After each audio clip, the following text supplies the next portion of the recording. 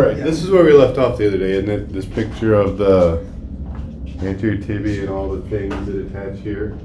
Yes. And I do now have my laser pointer that doesn't work on this, so that's gonna do that about 100 times a day.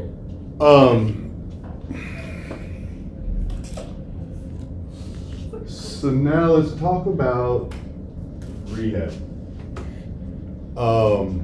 Because as athletic trainers, we all are indoctrinated with the thought and the idea and the concept that we can out-exercise everything. Your knee hurts, here's an exercise for it. Your back hurts, here's the greatest exercise in the world that's gonna fix this. You have left earlobe pain, we have a corrective exercise for that. Here's a band. We developed the persona, the concept, the idea that we're an exercise specialist. And then it becomes a matter of somebody's in here for whatever, knee pain, and what exercise can we come up with? And then we try to get really creative, and we try to come up with these most creative ideas of these exercises. And then that's where we see these little things where we're doing a single leg balance on the Bosu ball, catching a weighted medicine ball, and we have one eye closed, and we tilt our head to the left, and that's going to all crap. And here's why. Do you guys know what a shovel lift is? You ever heard of the shovel lift? Do you know what a hack squat is? What was it? Heard of it. I bet if I asked you guys all to demonstrate a hack squat, you would all do different versions of a hack squat. Because there's a hack squat machine, and are we doing a hack squat with a dumbbell, or are we doing a hack squat with a barbell? Let alone if we get functional, you do a hack squat with a kettlebell.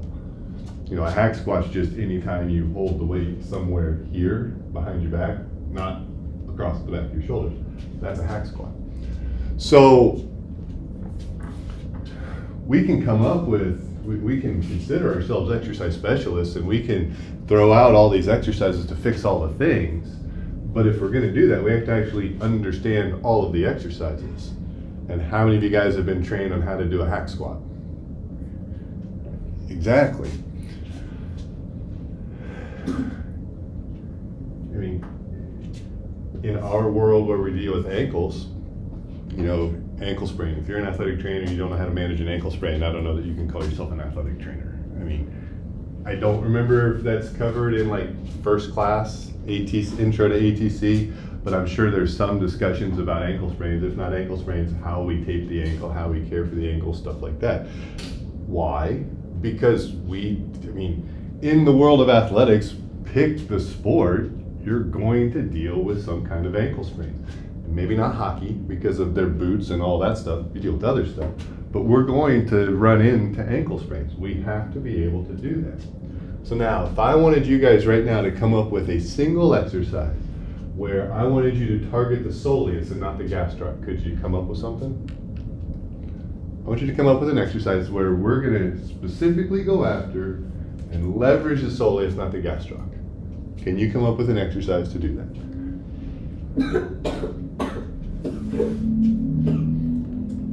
Anything? So my point with all this is we're not exercise specialists. We can't be. I'm getting this because I'm not just going to sit down, because I was really tempted to sit down and teach class from over there this semester, but it didn't. The chair didn't want to work with me. So if I want to target the soleus, and this is where this class comes into play. How can we even figure out what exercise targets the soleus? Because, you know, the tendency is we have to go research based, and we have to find a study that looks at the EMG activity of this exercise and this exercise, and you know, the glute med is the most active here but not here, and this becomes the most efficient exercise to get the glute med to do what the glute med does. But we don't have to go to that level. We have to go back to our basics, which is anatomy class. So now think of posterior knee. What muscles cross the posterior knee joint? They can originate anywhere, but what muscles actually cross the joint of my knee on the backside? Hamstrings. Gastroc. Popliteus actually crosses it. It's one of those little bitty muscles. So let's just go with those. Is there any way that changing what the hamstrings are doing is going to affect what the gastroc soleus is doing directly? But let me ask you this. Does the gastroc need the hamstrings' permission to be a gastroc? No. Does the soleus need the hamstrings' permission to be a soleus? No. They're neighbors, but they don't influence each other very much. If I'm trying, so now let's think of plantar flexion. What muscles plantar flex the ankle? You can make the logical argument for 5 really good ones. Yeah, it keeps growing, right? And so why I say 5, let's take out the flexor digitorum longus. It crosses the ankle joint. It can flex the ankle joint, but it's called the flexor digitorum longus for a reason, because it really does a good job at flexing the digitorum, not the ankle. And it's a small muscle. So small muscle, our body weight, it can flex the ankle, but if it is flexing the ankle, a lot of things have gone wrong. Same thing with the flexor hallucis longus. It can, but it shouldn't. Posterior tib originates on the backside of the tibia, loops around, goes to the bottom of the foot.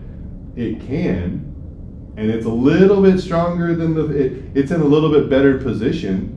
It has a little bit more muscle mass than the 2 flexor longuses, but it's still relatively small compared to the mass that it's going to have to move. When we walk, we're at least, at minimum, we have to move our body mass. So that muscle has to be strong enough to move however much you weigh. And then depending on which research article, which textbook you read, as we increase the speed of locomotion, that could be up to 5 to 6 times our body mass. Posterior tib, it's not a big enough, strong enough muscle to do that. And it's also doesn't have this thing that gives us a mechanical advantage when it comes to plantar flexing the ankle, which is called the Achilles tendon. It doesn't attach to the Achilles. So it can, but it's not a good one. So what muscles insert into the Achilles? Gastroc, soleus.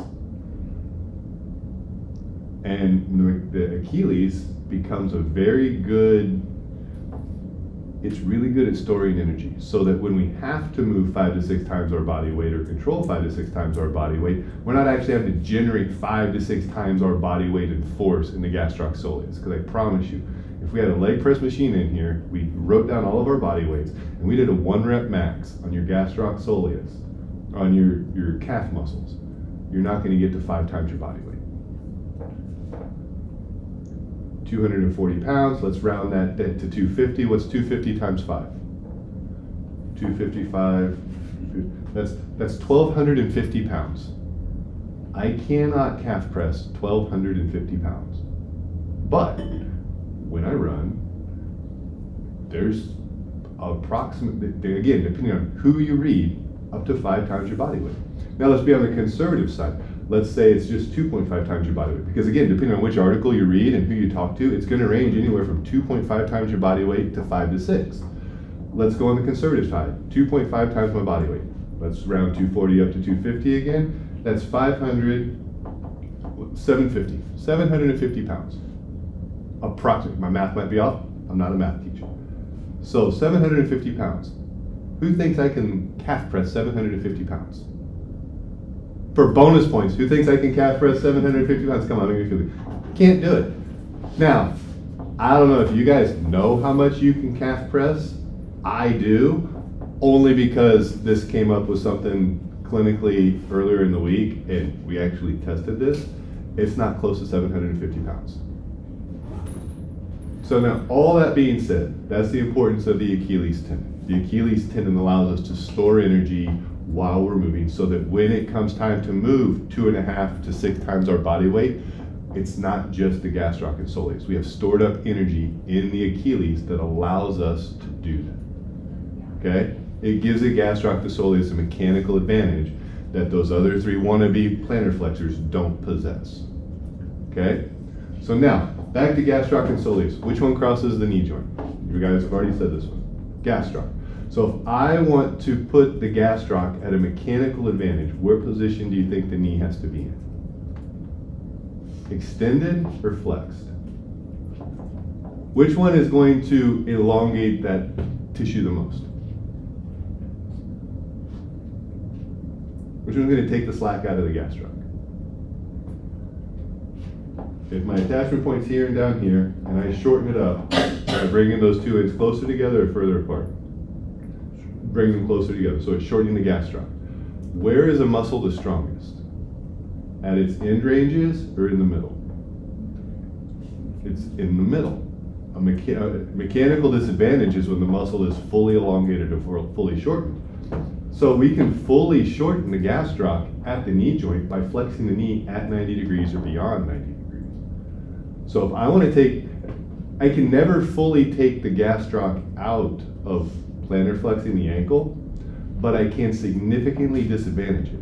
And I do that by flexing the knee to 90 degrees.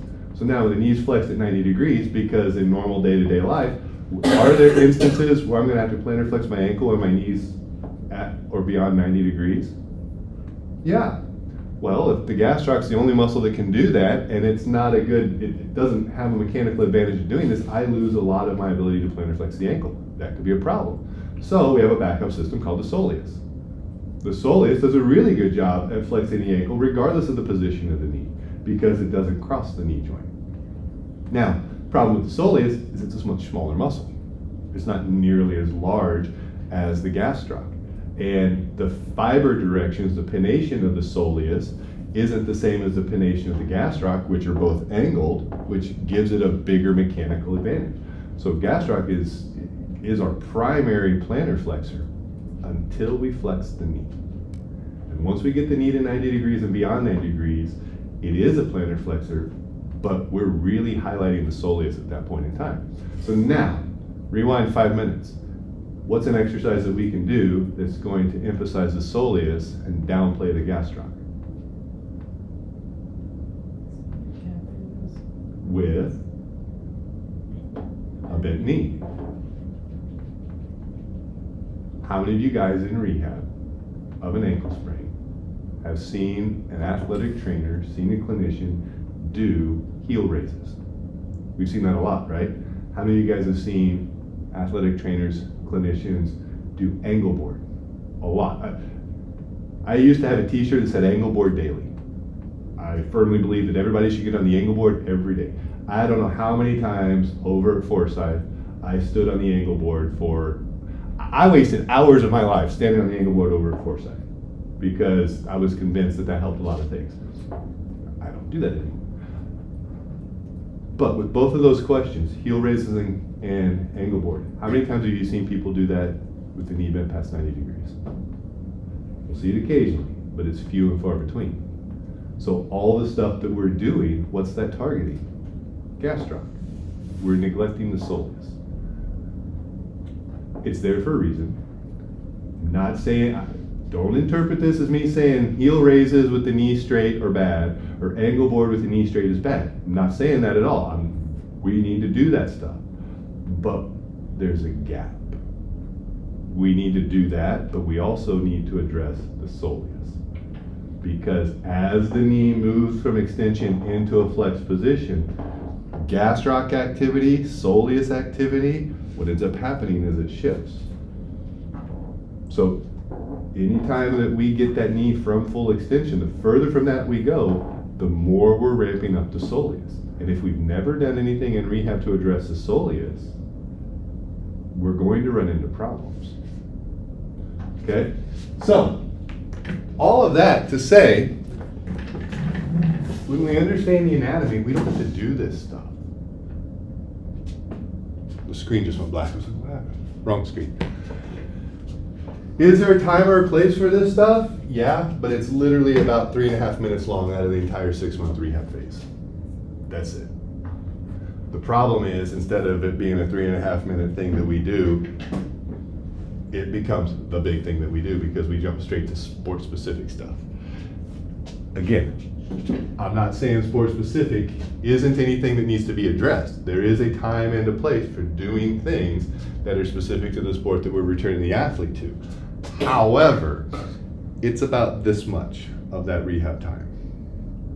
Where we run into the problem is right now we have an alignment issue. It needs to occupy this much of the rehab time, but we give it this much.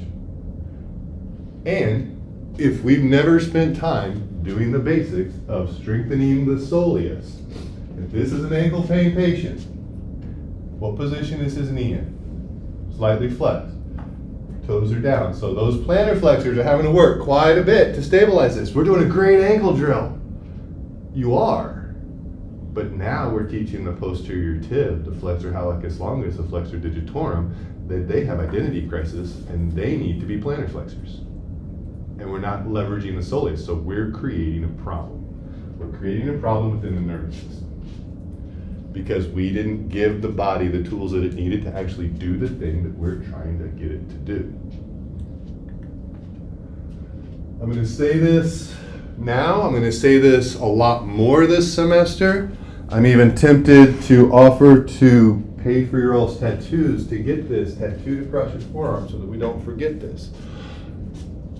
Exercise is the least important variable in any discussion. The problem, though, it's the most important when it comes to social media. How many different ways are there to set somebody down, flex their knee to 90 degrees or more, and plantar flex their ankle? If I told you guys I was going to give you 10 points for every exercise that you did that leveraged sitting down, flexing the knee past 90 degrees, and plantar flexing the ankles, how many exercises do you think you could come up with? Now, I didn't say good exercises, I just said exercises. You guys could come up with a lot. They're all the same. Whether you use a kettlebell, whether you use a sandbag, whether you put their foot up on something, all those are variables to an exercise that intuitively is the same no matter what you do. And that's okay. Because if I came in here and I said, we're going to do every day this semester, we're going to do seated calf raises. I have no doubt we could do that every class this semester. And we could do it without repeating the same exercise twice. You guys, at the end of the semester, there's 16 weeks, you guys would learn 32 new exercises on how to do seated calf presses, or calf raises, heel raises, whatever you want to call it.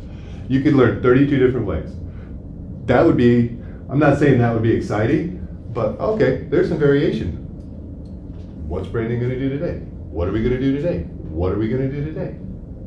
Versus, for the next 16 weeks, we're going to come in here and we're going to all sit down. We're going to take a kettlebell that weighs approximately a quarter of your body weight. You're going to set it here, and we're going to do this until you can't do this anymore. Day one, that'll be kind of, I wonder how many I can do. Day two, I wonder if I can do that many again. Day three, oh my gosh. Day four, I don't even want to do this anymore. Why is that important? That's your athlete in rehab. Now, we can do that. But if we're then going to complain about how engaged our athlete is, that's on us. Now, that doesn't mean we're going to come in, and I've always said, I'm one good sidekick away from having a Branson show. We're going to come in, and every day we're going to sit down, and every day we're going to do this. But what I hide this in is going to change every day so that the athlete doesn't feel like they're coming in and just doing this every single day. That's the skill that I have to bring to the table. I'm not going to come up with, okay, so today we're not going to sit in the chair. We're going to do this. We're going to sit on the Bosu ball. I could do all of that stuff, but why? Because the exercise isn't important. What's important is I need to leverage the soleus. What is my intent? Leveraging the soleus. What exercises can I do to do that? And then you just pick which one's the most appropriate for the situation at hand. Why does that matter? Well, because if I said, the example I gave, we're going to sit down in a chair, we're going to flex the knee, and you're going to take a kettlebell that weighs approximately a quarter of your body weight. Who in here has kettlebells that are approximately a quarter has access to a kettlebell that's approximately a quarter of their body weight? Does everybody have one at their facility? Do you guys? Well, then you can't do it. So I just gave you an exercise that you can't do. Now, Now, what if instead I said we're going to use a sandbag that weighs approximately a quarter of your body weight? Who has access to a sandbag that weighs approximately a quarter of your body weight? Not everybody? Well, you guys can't do it. So, sorry, your soleus is going to shrivel up and fall away. What if I said, we're not going to sit in this chair. We're going to sit in this fancy soleus activation device that I sell. It looks like a chair, but it is not a chair. I mean, you can sit in it, and it flexes your knees to 90 degrees, but it is not a chair. Who has access to that device? Not a single one of you, because you haven't paid the $1,200 to buy one from me yet. But you can. Let me know. I'll give you my info. We get so hung up on the exercises that we lose sight of what's the intent. If I say, wherever you're at, you need to sit them down, get their knee flexed past 90 degrees, find something that weighs approximately a quarter of their body weight, start with that. Could you guys all come up with a way to do that? Absolutely. The implement doesn't matter. The fancy chair, the device, that doesn't matter. Some of you could go to the weight room and they have a machine that you can sit down, and it's got the two little pads right here, and you put your feet underneath it and you can leverage it down and it'll sit across here. Super comfortable, super easy to load. If you have access to that, that's the best thing you could use. But who has access to one of those? They might, I think they have one over at the weight room, over at the student, over at, on the blank. But what's it called? It starts with a C. Doesn't it? I always just go with rec. I know it's a student rec center. It's like the FRC, isn't That's gonna drive me nuts now. I'll think of it. And when I think of it, I'll tell you guys just randomly out of the blue. It'll come to me. But not everybody has access to that. If you don't have access to that and I tell you that's the exercise you have to do, now you can't do the exercise. Versus understanding what the intent is. And again, the hard part for us as athletic trainers, the hard part for us in the healthcare world is right now, social media is telling us the exact opposite. I love these posts. The irony of this one, I didn't even notice this, so I put this up here, but it's Brandon DPT. That's not my alternative ego up on Instagram. Or TikTok, whatever it is. But maybe it's just the algorithm they use on my phone, but probably a dozen of these pop up every single day. And every single day, I take a screenshot of it. Because I'm going to put together a compilation of these. I haven't figured out how yet.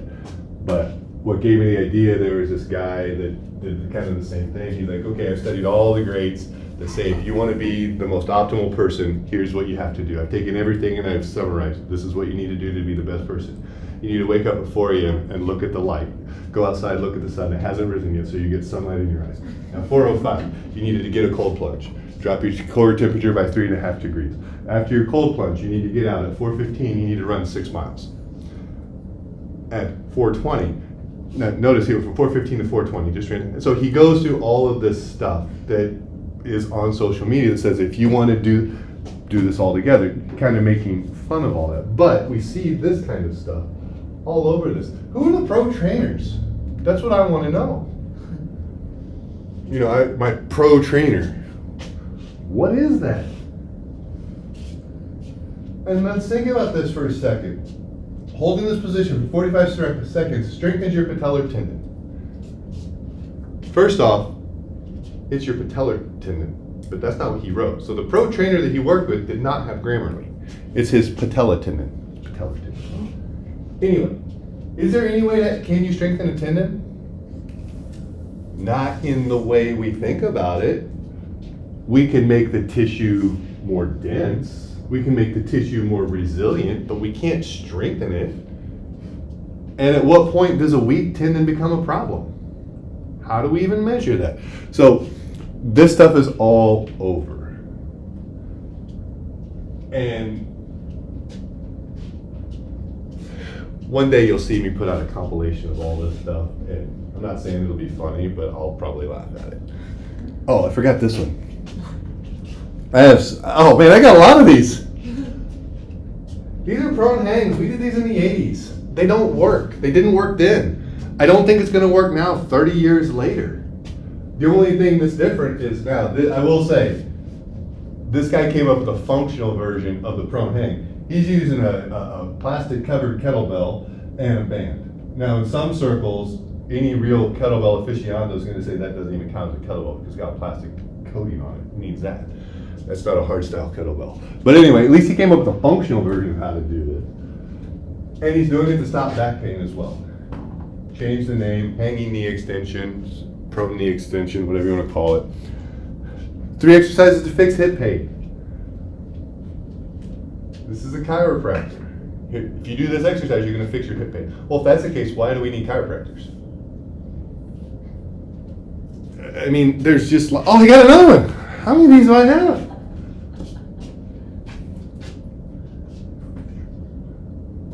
Bulletproof shoulders. Bulletproof shoulders, and you can bench press 225 reps pain-free.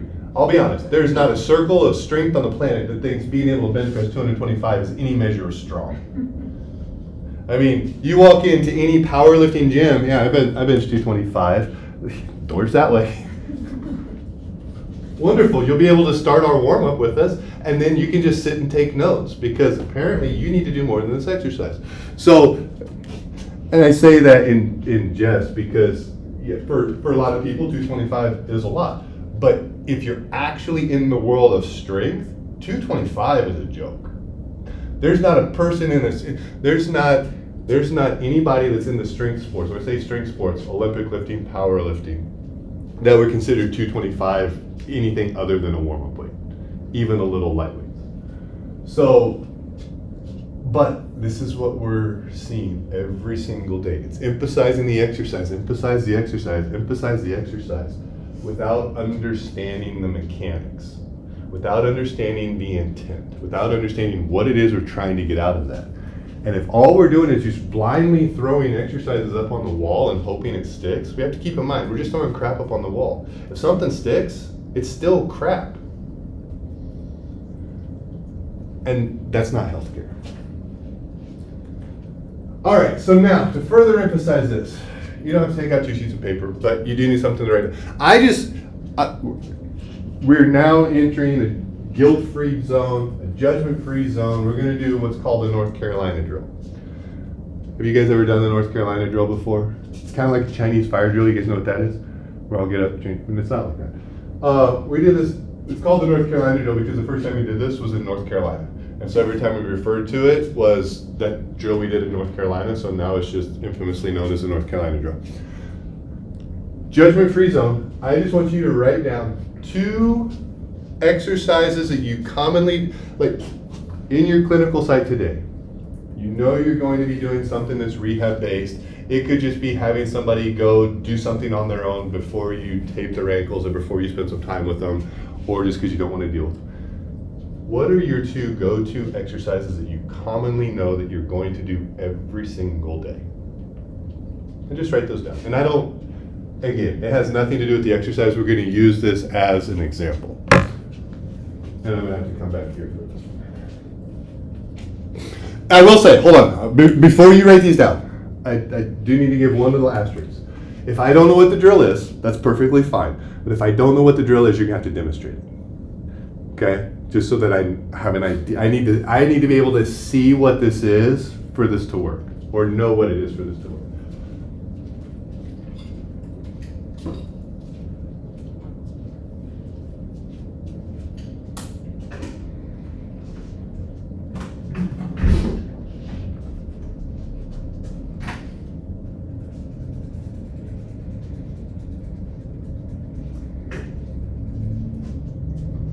Okay, so now I'm gonna be back here for this next couple of parts, so you guys might want to watch.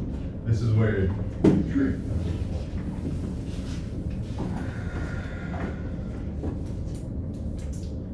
Griffin. So just as I walked over here, feel the energy, feel your thoughts, feel and hear the grinding of the pencils on the paper. I could hear the keystrokes that you guys made.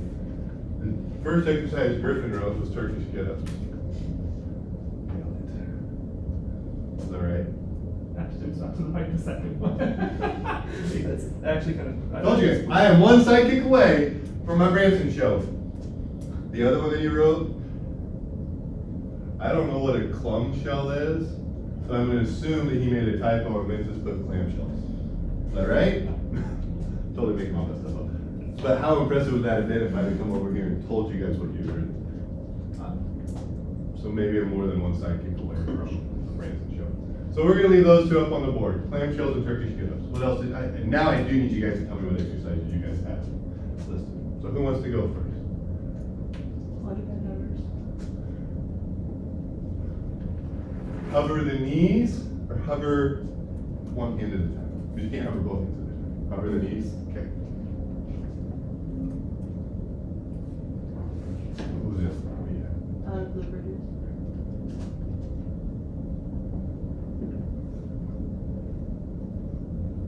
Feet on the ground or feet up on something? On the ground.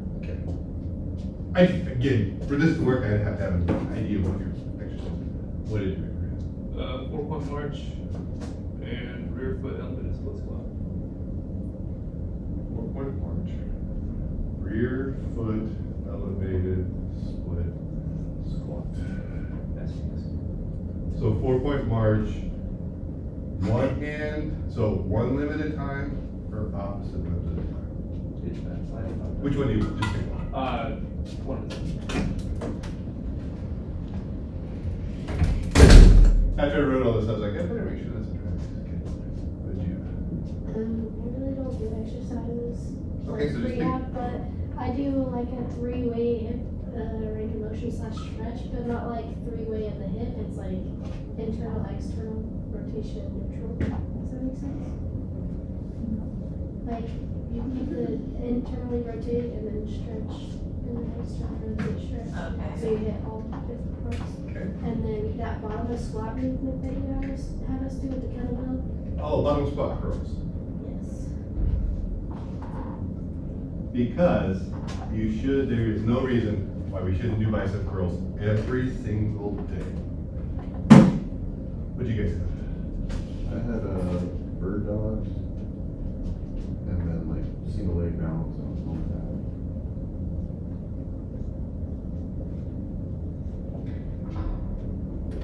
I just abbreviated Eric's, because I don't want to write full fast. What'd you have? I had scap squeezes as a dumbbell. And then supine straight bar PVC. Supine. Okay, so for the scap squeezes, laying on their belly or on a bench? For this. Or on a ball? For scap squeezes standing, So stand, like standing straight, having your arms out at 45, squeezing your and, scaps okay, together. okay. What's your, solely series two? That would've been fun. I laughed. What else?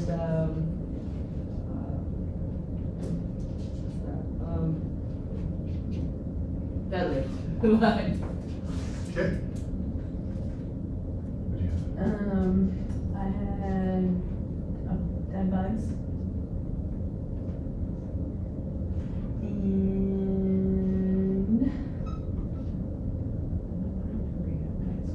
That's okay, we have enough, we have enough up here to do. So now, just for clarity, I'm going to get rid of the Turkish get-up because that one is going to make this very difficult. Quadruped hovers, where both knees come up off the ground. Clamshells, laying on your side, doing the Jane Fonda thing. Glute bridges, laying on your back, hips up. 4-point march, one limb at a time, so hand off, or whatever. Rear foot elevated split squat. Do you guys know what that is? Okay, so rear foot elevated split squat. Is this what you meant? Yeah. And then you're lowering this knee down to the ground. See, this is the other part, where he is correct in his name of that exercise. Who would call that something else? What would you guys call it? Bulgarians. Bulgarian split squat. Is that what you're gonna go? Yeah. So that's the problem with exercise. We're both right. Is that a Bulgarian split squat? Yes. Yeah. Is that a rear foot elevated split squat? Yes. So again, one exercise that does the same thing, two different names. The 3-way hip stretches, I'm not gonna demonstrate those. How do they lay? Are they laying on their side, laying on their back, standing? It's not like doing the stretches 3 ways at the hip, it's just the like rotation of the hip. I just do all sorts of hip stretches, How- standing, laying. So, just- we're gonna go, let's go standing, okay?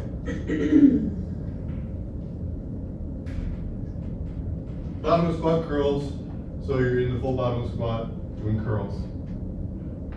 Bird dogs, extending elbow all the way to the knee, okay?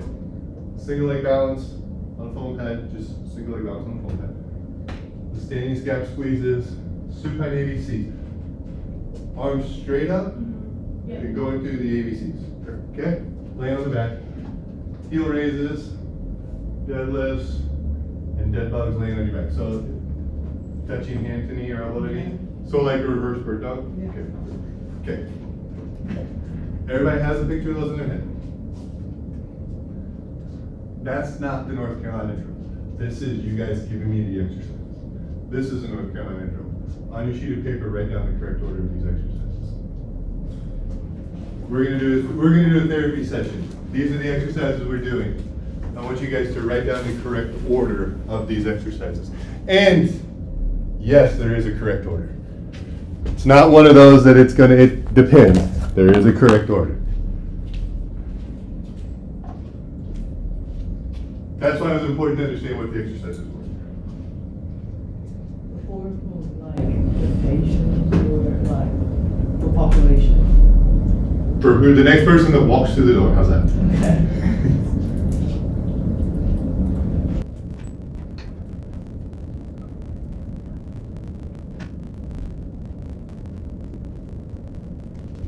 How many of you guys are struggling with this? There's just a lot to look at. There's a lot to look at. Okay, so stop where you're at. Because we could do this, I can tell you right now. I would put the odds of you guys all having the correct exercises as I'm gonna go buy lottery ticket and have a better chance of hitting the Powerball today. I don't think you guys can do it. And here's, and why I say that. Done this drill a lot. What'd you list as the first exercise? First one that we're going to do. What'd you list? Dead bugs. Who else listed dead bugs as the first one? Got 2 of you, okay? I disagree. So you guys are out. What'd you list as the first one? Yep, you're out. What'd you list as the first one? Nope, what'd you list? Yep, what'd you list? I did that. Yep, see, first one, and y'all got it wrong. And here's why. What did you use to rank these? I use like the Okay. So let me guess. You guys do the same thing? Okay. I'm assuming you guys did the same thing because you can all pick the same exercise for the first one. Okay. So supine exercises. And I will say, that's a really good start.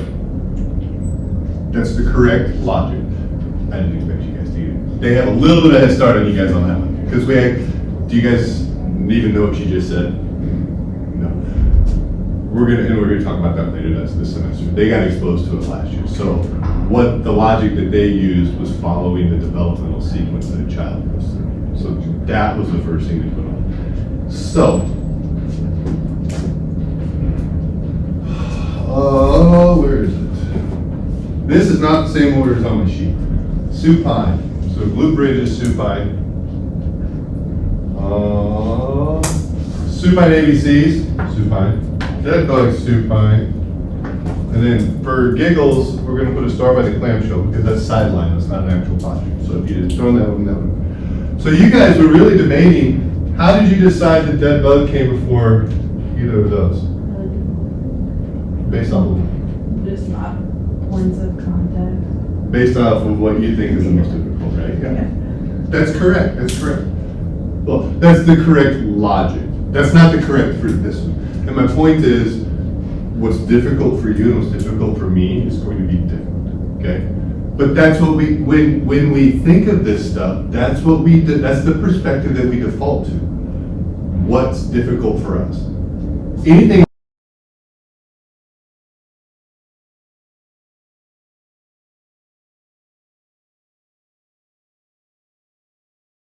on here with the kettlebell, I'm gonna put it's the easiest thing on the planet. But I've done about 1 million kettlebell swings. I've taught several kettlebell courses. I didn't think how many people I've taken to a kettlebell snatch test and done the clicker, because that's what we did when we taught at these kettlebell courses. How many of you guys are that comfortable with a kettlebell? No. I would judge anything with a kettlebell as being easy, but that's because of my experience. And if we have to understand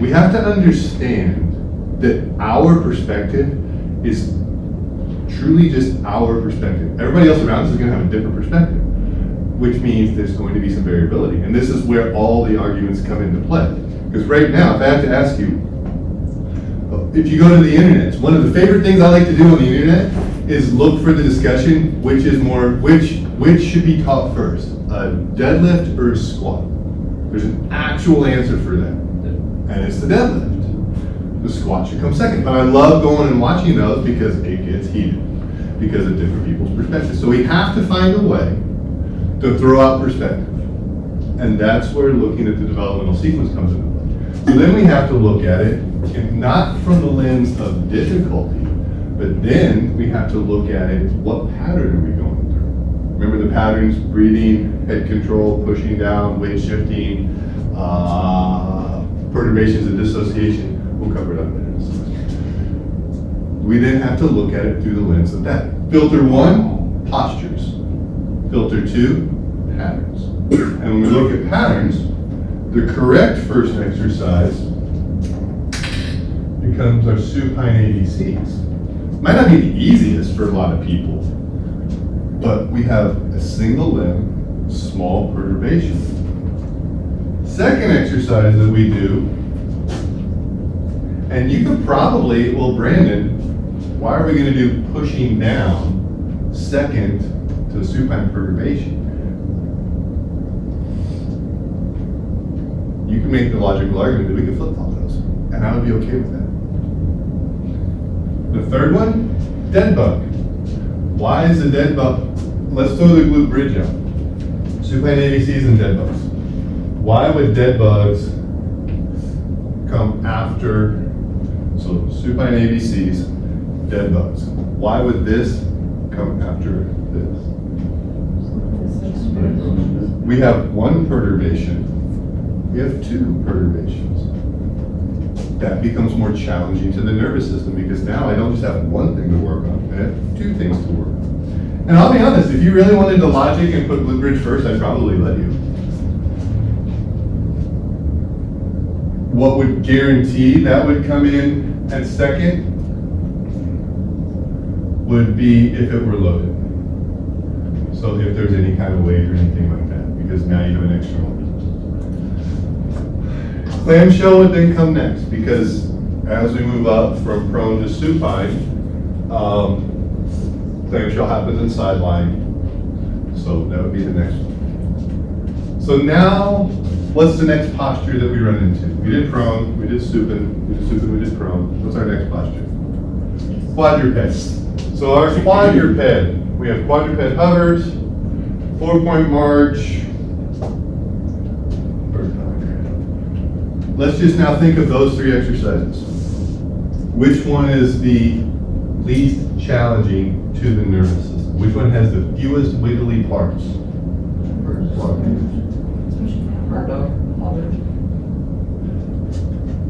So quadruped hover, we're just pushing down and hovering the knees. We maintain 4 points of contact with the ground. We go from 6 points of contact, hands, knees, and feet, to 4 points of contact, all symmetrical. So the rules. Now that we're into this, I'm going to tell you the rules. First rule is posture.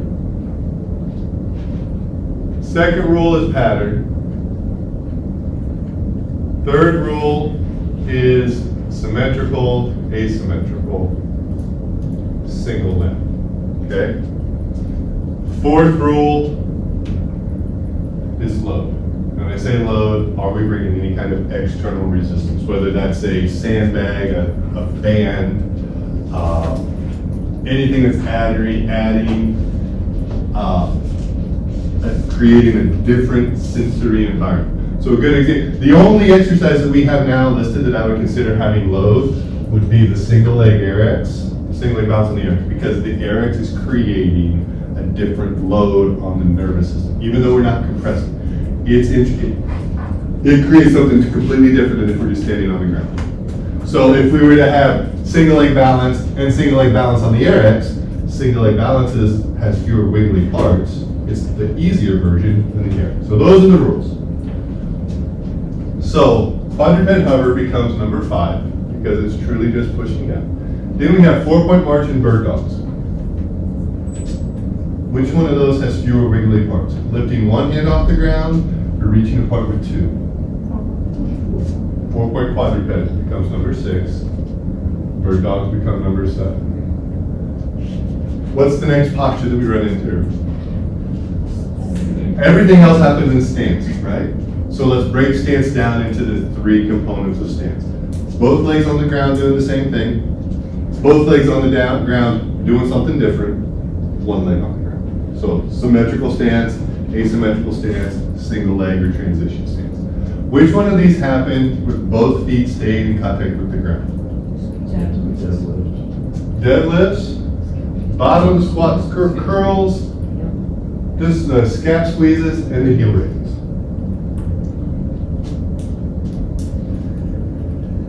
Out of those 3, which one becomes the first one that we're going to do at standing? Symmetrical stance. Scap squeezes, that becomes number 8. Because we have standing up, that's a perturbation. Think about it, change the posture. So we have a perturbation. Number 9 becomes our heel raise. Because now we're moving into a single coordinated weight shift. We're controlling our anterior, posterior. We're controlling our body weight over a base of support, working through different things. What becomes the next one? Deadlift or bottom of squat curls? Let me ask you this one, which one has more moving parts? Bottom squat. You're saying bottom squat, you're just doing your arms. Yeah. So I'm going to grad school that up. You're correct. In the bottom of the squat, we're just repeatedly flexing the elbows. And in deadlift, we're flexing the elbows, we're flexing the hips, and we're flexing the ankles. As I grad schooled it up, I went right back and got the anatomy. In a deadlift, we're flexing ankles, knees, hips, maintaining a static trunk, and we're repeating that. Which one of those is easier? Flexing the elbows or coordinating all of this? Now, ask me which one of those is harder. I'm going to say bottom squat curl is much harder, but this isn't about what's difficult or easy. Because that's going to be very contextual. Why don't I like bottom squat curls? Because bottom squat is my nemesis. Because out of all the things I was given in life, I was not given any dorsiflexion. At least that's my excuse. So I would say bottom squat curls is way off. Hey Brandon, we can deadlift today, we can do bottom squat curls. I love curls. We're not doing bottom squat curls though. Let's go deadlift. That's easier for me. But that's not everybody. So that's again why we have to take our perspective, our emotion out of it. So when we look at it from moving parts, this becomes number 10. Deadlift becomes number 11. Now, out of all these exercises, which one can I load up the heaviest? Which one can I put, if I'm putting weight on the bar and I'm wanting to make myself feel really good, which one is going to allow me to put the most weight on the bar? Either the deadlift or the heel raise. One of those 2. So, again, when we can, doing that can make any of this tough. Do those scap squeezes with the thickest, heaviest bands you can do. It becomes very difficult. It's a whole different experience. So, but we can't take into consider the load or the resistance, because that's a variable that we can manipulate to make something super easy or super difficult. So from symmetrical stance, is that all of them, symmetrical stance? Yes. Now we're into, which one of these is asymmetrical stance? Oh, wait, I forgot these. No, that has to be single leg, the other leg's off the ground, so arms. So we're going to asymmetrical stance. Is single leg balance asymmetrical stance? No, it's single leg stance, because this one's single leg stance. So by default, our next one, number 12, is the Griffith elevated split squat, just because it's the only one that happens here. Then we get single leg stance. Single leg balance on an AirX, or standing three-way hip stretch. Which one becomes the next one that we do? Which one becomes the easier version? Single leg balance on the AirX. I think that's 13. And 14, standing. Why? Because if we're just single leg balance on the AirX, if all I'm doing is standing, what patterns am I bringing into this? Just all I'm doing is breathing and trying to not fall over. I'm not introducing any other outside variables to the equation. With the hip stretch, the three-way hip stretch, I'm moving this other limb and having to not fall over. I've added another variable to the equation. So, when we look at it through the lens of the nervous system, because that's essentially just what we did. We took our perspective out of it, we took our emotions out of it, we took our opinion out of it. Because if you ask me, out of all of these, we're doing heel raises all day long. Why do you guys think I would do heel raises all day long? You don't gotta teach very much. That is very correct. Not the answer I was looking for. So there's two reasons why I would do the heel. A, because it's the easiest one to teach. Why else? So if you had to guess, which one of these do you think I could move the most weight with and do the most stuff? If I'm telling you that this is the one I want to do a lot of, we can put a lot of weight on the bar, we can put a lot of weight on the leg press, and I can do a lot of heel raises. Ask me which one I will never do, because it's my nemesis. But that's me. That's not you guys. So we have to look at it from a standpoint in which we have to look at it through the lens of the nervous system, because the nervous system is what is putting all of this together. And the nice thing is, when we look at it through the lens of the nervous system, it takes away all arguments. Because we have a very specific set of rules. And there's only 5 of them. 4 of them. Sorry, I thought there was a 5th one up there. There's only 4 rules. Which is why, okay, so why do we just spend our time doing that, Brandon? Because what would have happened in your undergrad if you would have taken modalities as your first class as an athletic trainer? You decided athletic training was going to be your major, you get signed up for the classes. All right, welcome to athletic training. Your first class is modalities. How many of you guys would have come back for a second class? Like, what is this? What class did we all start with? Intro to ATC. ATC 201, 101, 103, 106, I don't remember what it is. We all start with that.